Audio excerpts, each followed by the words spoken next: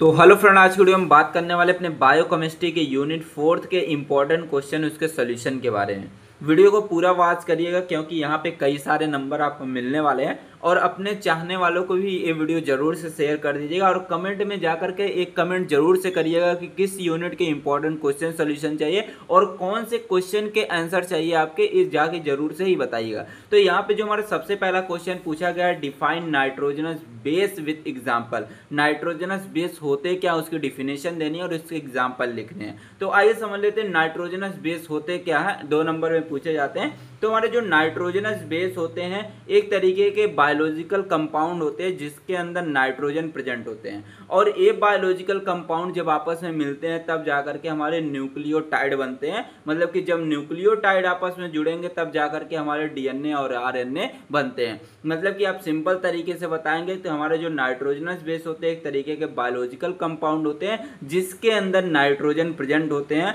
और ये biological compound जो होते हैं न्यूक्लियोटाइड बनाते हैं और ये जब कई सारे न्यूक्लियोटाइड आपस में मिलते हैं तब जाकर के हमारे डीएनए और आरएनए बनता है। ठीक है, अब देख लीजिए हमारे जो न्यूक्लियोटाइड होते हैं, सॉरी, जो हमारे नाइट्रोजनस बेस होते हैं ये हमारे 5 तरीके के होते तो हमारे 4 ही होते हैं, लेकिन आपको यहाँ पे बताने वाला हूँ क्यों मैं 5 लिखा हूँ। तो हमारे नाइट्रोजनस बेस हमारे 5 होते हैं। पहला होता है हमारा एडेनिन जिसको हम ए से डिनोट करते हैं, दूसरा होता है ग्वानिन होता है जिसको जी से डिनोट करते हैं, तीसरा हो गया साइटोसिन हो गया सी से डिनोट करते हैं, थायमिन को टी से डिनोट करते हैं और यूरासिल को यू से डिनोट करते हैं। अब देख लीजिए यहाँ पे आपको थोड़ा समझना है कि जो हमारा थायमिन होता है यह सिर्फ हमारे डीएनए के अंदर प्रेजेंट होता है और जो हमारे यूरासिल होता है यह सिर्फ हमारे आरएनए के अंदर प्रेजेंट होता है। अगली जो वीडियो होने वाली लॉन्ग क्वेश्चन की होने वाली है वहां पे पूछा गया डीएनए आरएनए में क्या डिफरेंस होता है, उनका स्ट्रक्चर बताइए। तो वो वाले वीडियो को देखने के लिए ये वीडियो जरूर से लाइक शेयर सब्सक्राइब जरूर से ही कर लीजिएगा ताकि अगले वीडियो का नोटिफिकेशन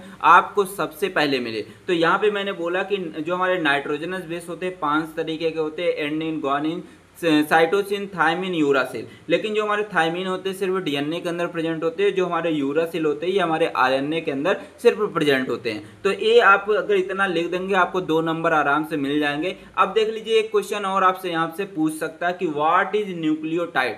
न्यूक्लियोटाइड होते क्या हैं, आप इसको बताइए। तो आप सिंपल तरीके से बताएंगे सर कि न्यूक्लियोटाइड जो होते हैं ये हमारे नाइट्रोजनस बेस मतलब कि एडेनिन, ग्वानिन, थायमिन, साइटोसिन और पेंटोज शुगर में जैसे हमारे हो गया डीऑक्सीराइबोज हो गया और राइबोज शुगर हो गया। ठीक है, इसमें से कोई एक हो सकता है। और फास्फेट ग्रुप मतलब कि जब हम न्यूक्लियोटाइड उसको बोलते हैं कि जो नाइट्रोजनस बेस पेंटोज शुगर और फास्फेट ग्रुप से मिलके बना होता है उसको बोलते हैं हम न्यूक्लियोटाइड बोलते हैं। या इसकी एक डिफिनेशन और आप बता सकते हैं कि हमारे जो न्यूक्लियोटाइड होते हैं यह हमारे न्यूक्लियोसाइड और फास्फेट ग्रुप से मिलके बने होते हैं, उसको हम बोलते हैं न्यूक्लियोटाइड बोलते हैं। अब लेकिन यहाँ पे एक क्वेश्चन और आ जाता है, व्हाट इज न्यूक्लियोसाइड। यहाँ पे हम क्या देख रहे थे, न्यूक्लियोटाइड देख रहे थे, लेकिन यहाँ पे क्या आ रहा है, न्यूक्लियोसाइड। तो आप बताएंगे न्यूक्लियोसाइड का मतलब होता है जो हमारे पेंटोज शुगर मतलब कि वही डीऑक्सीराइबोज या तो राइबोज शुगर से मतलब होते हैं उसको बोलते हैं पेंटोज शुगर बोलते हैं। मतलब कि जो न्यूक्लियोसाइड होते हैं ये हमारे पेंटोज शुगर और नाइट्रोजनस बेस से मिलके बने होते हैं, इसको बोलते हैं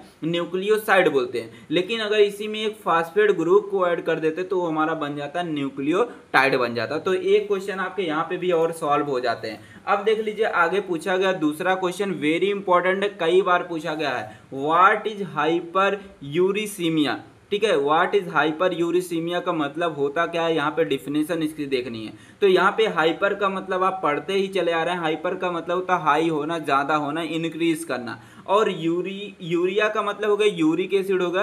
और मिया वर्ड का मतलब क्या मैंने लिख दिया, ब्लड लिख दिया। मतलब कि जब हमारे ब्लड के अंदर यूरिक एसिड की मात्रा हाई हो जाती है, ज्यादा हो जाती है, उसको बोलते हैं हाइपर यूरिसीमिया बोलते हैं। समझ गए, तो डेफिनेशन वही यहाँ पे लिखी गई है। और अगर इसकी आपको पीडीएफ चाहिए तो ट्रिक फार्मेसी ऐप को डाउनलोड कर लीजिए जिसका लिंक डिस्क्रिप्शन में दिया गया है, वहां से जाकर के आप नोट्स को डाउनलोड करके आप प्रिंट आउट निकलवा के कम समय में वीडियो देखकर आसानी से पढ़ सकते हैं। तो यहाँ पे लिखा गया कि it is a condition in which uric acid increase in blood called hyper uricaemia. मतलब कि जब हमारे ब्लड के अंदर जो यूरिक एसिड होती है इसकी मात्रा ज्यादा हो जाती है तो उसको बोलते हैं हम क्या, हाइपर यूरिसीमिया बोलते हैं। और जब हाइपर यूरिसीमिया होता है उस कंडीशन में हमारे मतलब कि जो जॉइंट होते हैं वहाँ पे रेडनेस होने लगती है, स्वेलिंग होने लगती है, ये सारी चीज़ें होने लगती है, तो उस कंडीशन को हम बोल देते हैं गाउट बोल देते हैं। तो अगला क्वेश्चन वही पूछा गया है, डिफाइन गाउट।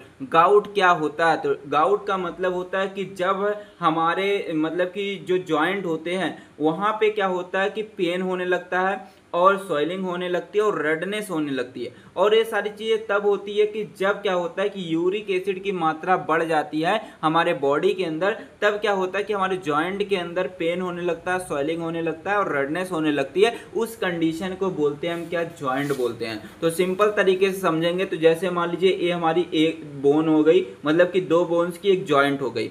जब यहाँ पे क्या होने लगेगा कि हमारे यूरिक एसिड की मात्रा बढ़ने लगती है तो यहाँ पे क्या होने लगते हैं? स्वेलिंग होने लगेगी, पेन होने लगेगी और रेडनेस होने लगेगी। और उस कंडीशन को हम क्या बोल देते हैं सर? गाउट बोल देते हैं। तो सिंपल तरीके से आप डिफिनेशन यहां से देख करके लिख सकते हैं। अगला पूछा गया कि डिफाइन जेनेटिक कोड, बहुत बार क्वेश्चन पूछा गया।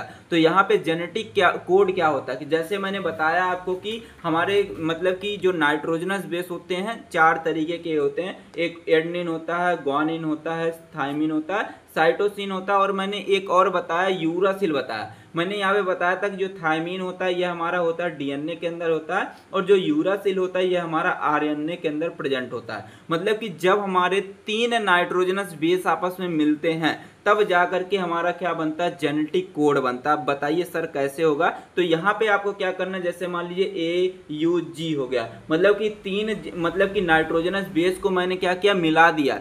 जब तीन नाइट्रोजनस बेस आपस में मिल गए तो इसको बोलेंगे क्या? जेनेटिक कोड बोलेंगे। और यही जेनेटिक कोड क्या करते हैं? जो प्रोटीन की सिंथेसिस की जो प्रोसेस होती है, ट्रांसलेशन की जो प्रोसेस होती है, उसमें हेल्प करते हैं, प्रोटीन बनने में मदद करते हैं। तो ये सारी चीजें आपको समझनी है। तो यहाँ पे लिखा गया genetic code is a set of rules.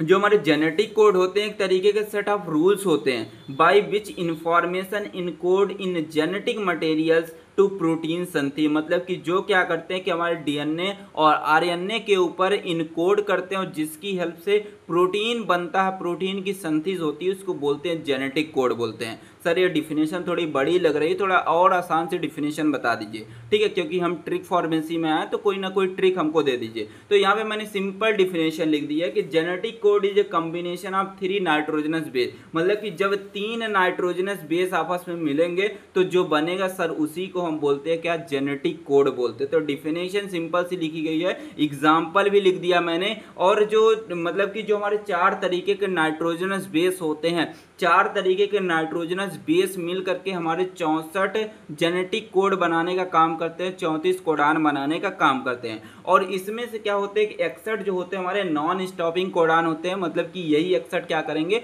Protein की संथेसिस करवाते हैं। और जो हमारे 3 रहते हैं ये हमारे होते हैं स्टॉपिंग कोडान होते हैं, जैसे हमारा उग हो गया, उगा हो गया, ठीक है, उगा हो गया। मतलब 3 तरीके के हमारे क्या होते हैं? स्टॉपिंग कोडान होते हैं। और 61 जो होते हैं हमारे नॉन स्टॉपिंग कोडान होते हैं, ठीक है। आपको लॉन्ग वाले क्वेश्चन में मिलेंगे, जैसे मैंने यहाँ पे मेंशन भी किए हैं कि हमारे जो कोडान जो होते हैं कैसे सारी चीज़ें होती हैं। तो इस तरीके से हमारे टोटल जो होते हैं 64 कोडान होते हैं। इसमें 3 हमारे क्या होते हैं? स्टॉपिंग कोडान होते हैं, जैसे यहाँ पे देख सकते हैं स्टॉपिंग कोडान लिखे गए हैं। तो ये लॉन्ग में भी आता है, आगे इसको डिस्क्राइब मैंने कर दिया, आगे आपको सारी चीज़ें बता भी देंगे। तो यहाँ पे ये सारी चीज़ें आप यहाँ से देख करके लिख लीजिएगा। अब देख लीजिए आगे क्वेश्चन और बहुत बार पूछा गया 2 नंबर में कि differentiate codon and anti codon. Codon क्या होते हैं और एंटी कोडान क्या होते हैं? सर इसकी डिफिनेशन बता दीजिए, इनको डिफरेंशिएट कर दीजिए। तो कोडान का मतलब होते हैं कि जब 3 नाइट्रोजनस बेस, ठीक है, जब 3 नाइट्रोजनस बेस हमारे किस पे रहेंगे? यम आरएनए के ऊपर रहेंगे इस तरीके से,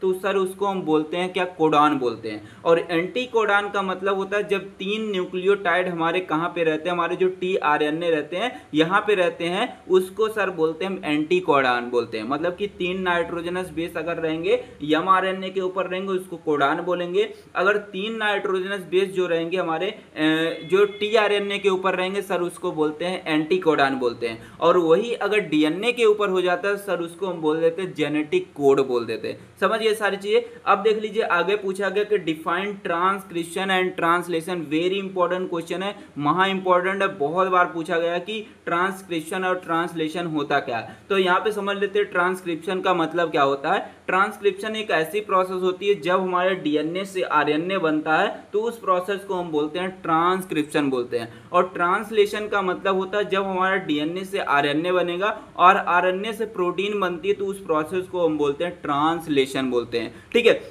मैंने बोला कि जब डीएनए से आरएनए बनेगा तो उसको बोलते हैं ट्रांसक्रिप्शन बोलेंगे, लेकिन जब आरएनए से प्रोटीन बनेगा तो उस प्रोसेस को हम बोलते हैं ट्रांसलेशन बोलते हैं। और एग्जाम में लॉन्ग में भी पूछा जाता है कि ट्रांसलेशन होता क्या है, या पूछा जाता है व्हाट इज प्रोटीन सिंथेसिस। अगर पूछा जाता प्रोटीन सिंथेसिस होती क्या, तब भी आपको यही डिफिनेशन लिखनी है कि जब हमारे आरएनए से प्रोटीन बनती है तो उसको बोलते हैं हम प्रोटीन सिंथेसिस बोलते हैं या ट्रांसलेशन बोलते हैं। समझ गए सारी चीजें। अब देख लीजिए आगे यहाँ पे पूछा गया अगला question, what is DNA replication. DNA replication क्या होता है। रेप्लिकेशन का मतलब होता है कॉपीज बनना, मतलब कि जब हमारा क्या होगा कि एक डीएनए मतलब कि एक डीएनए के डबल स्ट्रैंड से मतलब कि दो डीएनए की कॉपीज बनती है उसको बोलते हैं क्या, उसको डीएनए रेप्लिकेशन बोलते हैं या डीएनए डुप्लीकेशन भी बोलते हैं। मतलब कि जब एक डीएनए से दो डीएनए बनेगा सर उसको बोलते हैं डीएनए रेप्लिकेशन बोलते हैं या डीएनए डुप्लीकेशन बोलते हैं। अब देख लीजिए आगे क्वेश्चन पूछा गया, right the difference between DNA and RNA. और वेरी इंपॉर्टेंट क्वेश्चन है और बहुत बार एग्जाम में पूछा गया है। ठीक है, तो यहाँ पे डीएनए लिख लेते हैं एक साइड आरएनए लिख लेते हैं। तो हमारे जो डीएनए होता है ये हमारा डबल स्टैंडर्ड इसका स्ट्रक्चर होता है। तो इस तरीके से हमारा क्या होता है डबल स्टैंडर्ड, इसमें डबल हेलिकल स्ट्रक्चर होता है इसमें। और जो आरएनए होता है ये हमारा सिंगल स्टैंडर्ड क्या होता है इसका स्ट्रक्चर होते हैं। दूसरा पॉइंट लिखा गया कि हमारे जो डीएनए होते हैं ये हमारे 4 नाइट्रोजनस बेस से मिलकर बने होते हैं, एडेनिन, ग्वानिन, थाइमिन, साइटोसिन। और जो हमारे आरएनए होते हैं यह भी हमारे 4 तरीके के नाइट्रोजन बेस से बने होते हैं, लेकिन क्या होता है इसमें कि जो थाइमिन होता है थाइमिन की जगह यूरासिल बसा जाता है। समझ गए। अब देख लीजिए आगे लिखा गया कि जो हमारे डीएनए होते हैं ये हमारे न्यूक्लियस के अंदर प्रेजेंट होते हैं, लेकिन जो हमारे आरएनए होते हैं ये हमारे साइटोप्लाज्म के अंदर पाए जाते हैं। फिर आगे लिखा गया कि जो हमारे डीएनए होते हैं ये सेल्फ रेप्लिकेट करते हैं, मतलब कि एक डीएनए से 2 डीएनए बन सकता है। लेकिन हमारे जो आरएनए होते हैं यह हमेशा जो होते हैं डीएनए से बनते हैं, मतलब कि डीएनए से क्या होंगे आरएनए बनेंगे। लेकिन हमारा जो डीएनए होगा वह हमारा खुद रेप्लिकेट करेगा, मतलब कि खुद अपनी कॉपीज बनाता है। अब देख लीजिए आगे लिखा गया कि हमारे जो डीएनए होते हैं इसके अंदर डीऑक्सीराइबोज शुगर पाया जाता है, क्योंकि इसका नाम ही होता है क्या डीऑक्सीराइबोज न्यूक्लिक एसिड होता है। और इसके अंदर राइबोज शुगर पाया जाता है इसलिए इसका नाम होता है क्या राइबोज न्यूक्लिक एसिड होता है। समझ गए। तो ये सारी चीजें आप यहाँ से देख करके लिख लीजिएगा। अब देख लीजिए एक क्वेश्चन और पूछा गया हमारा, right the function of DNA and RNA. RNA का क्या काम होता है और डीएनए का क्या काम होता है यहाँ पे आपको बताने 2 नंबर अगर आपको चाहिए तो यहाँ पे जो आरएनए का काम है सबसे पहला काम है कि प्रोटीन की सिंथेसिस करना, प्रोटीन को बनाना। दूसरा काम है इसका जीन का रेगुलेशन करना। और जो डीएनए होता है इसका काम क्या है जीन इंफॉर्मेशन देना। ठीक है, दूसरा काम जो है डीएनए रेप्लिकेशन करना, तीसरा ट्रांसक्रिप्शन करना, चौथा हमारा ट्रांसलेशन करना। तो ये सारी चीजें इसके काम हो गए। तो आई होप आपको वीडियो अच्छी लगी होगी। अगर आपको लॉन्ग क्वेश्चन के आंसर चाहिए तो इस वीडियो को लाइक करिएगा, शेयर करिएगा, सब्सक्राइब भी करिएगा और कमेंट बॉक्स में जाकर के कमेंट करिएगा सर जल्द से जल्द जो है लॉन्ग क्वेश्चन को भी करा दीजिए। तो मतलब कि यहाँ पे लॉन्ग क्वेश्चन सारे रेडी हैं, बस आपको प्रोवाइड करने हैं। बस आप कमेंट करिए, मैं जल्द से जल्द उसको प्रोवाइड कर दूंगा। Thanks for watching. मिलते हैं नेक्स्ट वीडियो में, तब तक के लिए टेक केयर, बाय बाय।